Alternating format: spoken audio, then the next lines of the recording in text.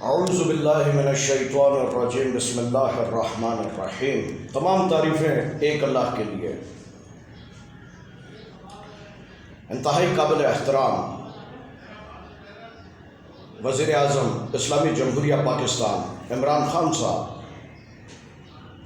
انتہائی قابل احترام chief justice of Pakistan Gulzar Ahmed صاحب، انتہائی قابل احترام منسٹر ریلوے محترم جناب اعظم سواتی صاحب، انتہائی قابل احترام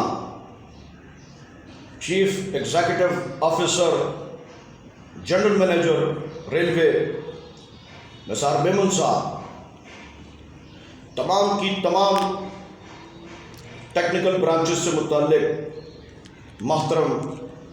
قابل اعلیٰ افسران، تمام کے تمام electronic print media, digital media, اخباروں میں لکھنے والے صحافی، دانشور طبقات، تھنک ٹینکس، سب کے سب سے مخاطب ہیں۔ بار بار کہتے آئے ہیں اور بار بار کہتے رہیں گے، تجدید کرتے رہیں گے کہ جناب گزشتہ 50 سال سے نہ صرف یہ کہ پاکستان ریلوے بلکہ اس ملک کے ہنرمند طبقے کا ایک استحصال جاری ہے۔ ہنرمند طبقہ جو ہے وہ پستہ چلا جا رہا ہے۔ گزشتہ 50 سال سے ہنرمند طبقے کو ہر لحاظ سے جو ہے کہ وہ ڈیگریڈ کیا گیا، وہ مراعات کے معاملے میں کیا گیا، وہ انعامات کے معاملے میں کیا گیا، وہ تنخواہوں کے معاملے میں کیا گیا۔ لیکن افسوس کی بات یہ ہے کہ ملک کے طول و عرض میں ہر جگہ کہیں بھی کوئی بھی شخص ایسا نظر نہیں آتا کہ وہ اس معاملے کو سمجھے، اس معاملے کی سنگینی کو سمجھے، اس معاملے کو گہرائی میں جا کر کے سمجھے اور بتائے اعلیٰ طبقات کو کہ جناب در حقیقت اس ملک کے معاشی اور اقتصادی طور پر پیچھے رہ جانے کے جو بنیادی اسباب ہیں، اس میں سے ایک جو سب سے بڑا سبب ہے وہ یہی ہے کہ اس ملک کے ہنرمند کو وہ حوصلہ نہ دیا جا سکا کہ جس کا وہ مستحق تھا،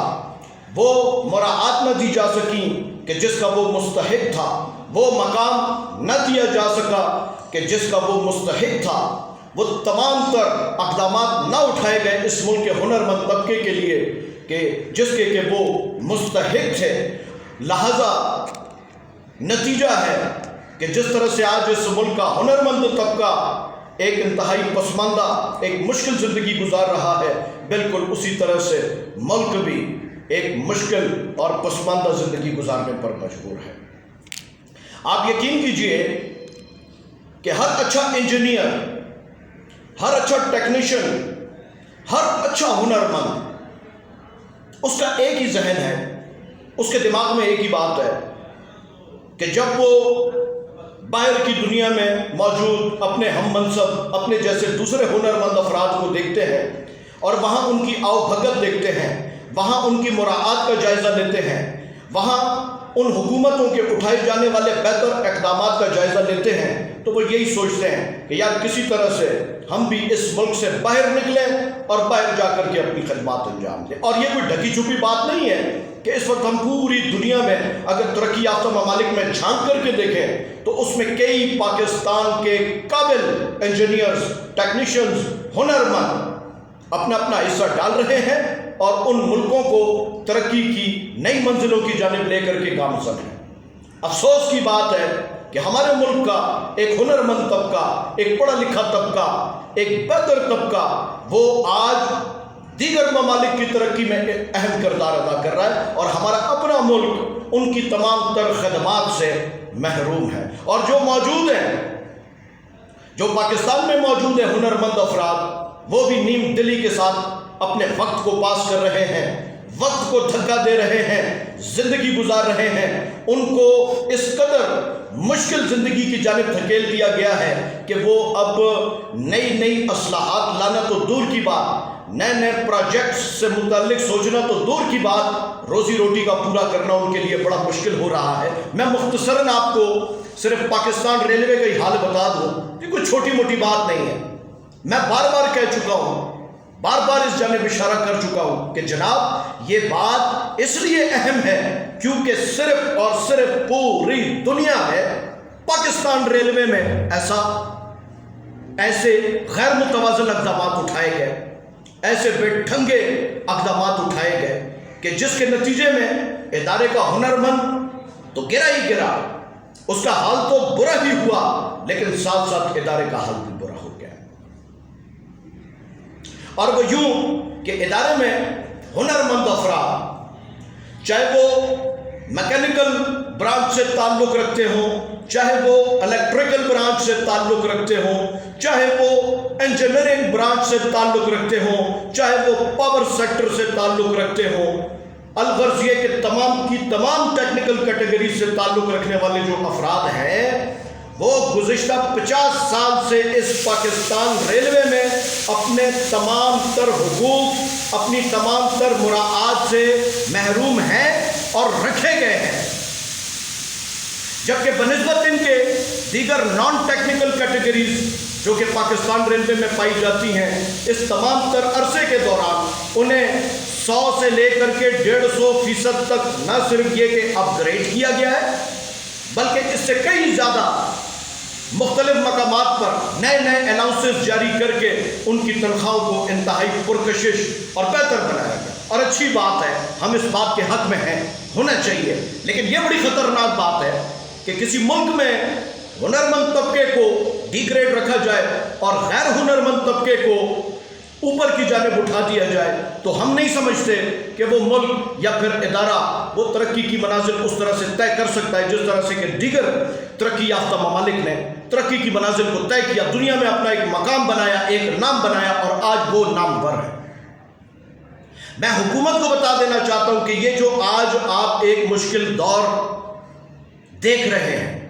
معاشی طور پر پاکستان کی ایک بری حالت دیکھ رہے ہیں، آپ اقتصادی طور پر آپ پاکستان کی ایک بری حالت دیکھ رہے ہیں، سیاسی طور پر آپ ایک انتشار دیکھتے ہیں، عوام کی دلچسپی آپ نہیں دیکھتے، اس کی بنیادی وجہ صرف اور صرف یہی ہے کہ گزشتہ 50 سال سے اس ملک میں کسی بھی ادارے میں، کسی بھی کارخانے میں، کسی بھی مل میں ہنرمند طبقے کے ساتھ کبھی کسی نے کوئی انصاف کیا نہ کرنے کی کوشش کی گئی۔ تو جناب اعلیٰ بات یہ ہے کہ کسی بھی ملک میں، کسی بھی ملک کی ترقی میں، خواہ وہ کسی بھی لحاظ سے ہو، میں یہاں صرف معاشی ترقی کی بات نہیں کرتا، آپ دفاعی نقطہ نظر سے بھی دیکھیں، آپ معاشی نقطہ نظر سے بھی دیکھیں، آپ سیاسی نقطہ نظر سے بھی دیکھیں، تو اس ملک کا ہنرمند طبقہ، انجینئرز، ٹیکنیشنز، معاونین، دیگر اسٹاف جو کہ ہنرمند کیٹیگریز سے تعلق رکھتے ہیں، ان کی ایک انتہائی بری حالت ہے، وہ محروم ہیں اور ایک مشکل زندگی گزار رہے ہیں۔ اب وہ لوگ، وہ طبقہ کہ جن پر انحصار کرتی ہے کسی بھی ملک کی ترقی، اگر وہ خود اپنے اور اپنے اہل و عیال کو ٹھیک طریقے سے نہیں پال پا رہے، ان کی ٹھیک طریقے سے نہیں تعلیم و تربیت کر پا رہے، ٹھیک طریقے سے نہیں انہیں صحت کی سہولتیں دے پا رہے، ٹھیک طریقے سے نہیں مطلب جو ہے کہ انہیں ایک اچھا رہنے کا ماحول فراہم کر پا رہے، تو وہ کسی ملک کی تاریخ اور تعمیر و ترقی میں کیا کوئی خاص کردار ادا کر سکیں گے؟ ایسا کبھی نہیں ہو سکتا، ایسا کبھی نہیں ہو سکتا۔ جناب اعلیٰ میں بار بار کہہ چکا ہوں، اس وقت مطلب جو ہے کہ باتیں بھی ہو رہی ہیں کہ جناب جو تنخواہوں میں ایک تضاد ہے اسے ختم کرنے پر غور و خوض کیا جائے، بہت اچھی بات ہے، ایسا ہو بھی رہا ہے، دھیرے دھیرے ہو بھی رہا ہے، جو کہ خوش آئند بات ہے، لیکن جو ایک ادارے کے اندر تضاد پیدا ہوا، ہم صرف ایک پاکستان ریلوے کی بات کرتے ہیں، گزشتہ 50 سال میں جو ٹیکنیکل اور نان ٹیکنیکل لوگوں کے درمیان میں ایک تقسیم، ایک فرق پیدا کیا، ایک گہرا تضاد پیدا کیا گیا، اس جانب بھی غور کیا جائے۔ ہم پہلے بھی تجویز دے چکے ہیں، اب بھی دیتے ہیں کہ حکومت اس معاملے میں جلد بازی نہ کرے،